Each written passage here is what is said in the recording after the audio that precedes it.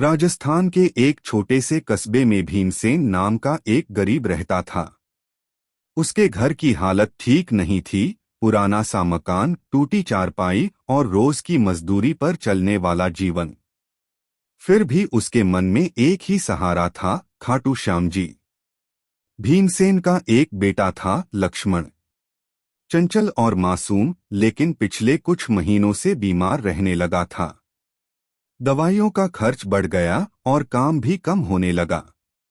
भीमसेन रात रात भर जागकर सोचता, हे श्याम बाबा, अब मैं क्या करूं? एक दिन कस्बे में खबर फैली कि खाटू में बड़े श्रृंगार का उत्सव है। भीमसेन ने ठान लिया कि चाहे जैसा भी हो, वह अपने बेटे को लेकर खाटू श्याम जी के दरबार जाएगा। उधार लेकर, थोड़े पैसे जोड़कर वह दोनों को लेकर निकल पड़ा। खाटू पहुंचते ही मंदिर का वातावरण देखकर लक्ष्मण की आंखें चमक उठीं। ढोलनगाड़े, भजन, फूलों की खुशबू और हर तरफ श्याम श्याम की ध्वनि।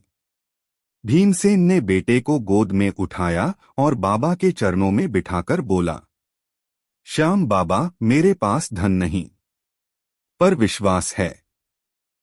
मेरा बच्चा आपके हवाले है। आरती शुरू हुई।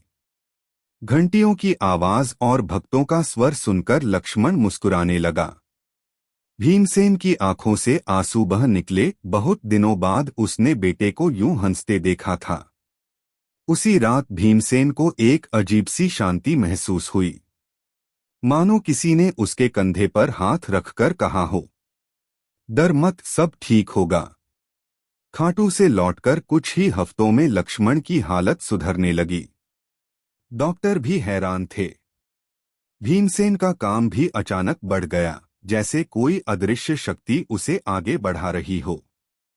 एक दिन लक्ष्मण ने पिता से पूछा, बाबा, ये सब कैसे ठीक हो गया?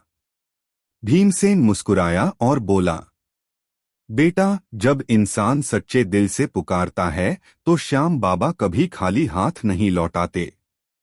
आज भी भीमसेन रोज शाम को अपने घर के बाहर दीप जलाता है।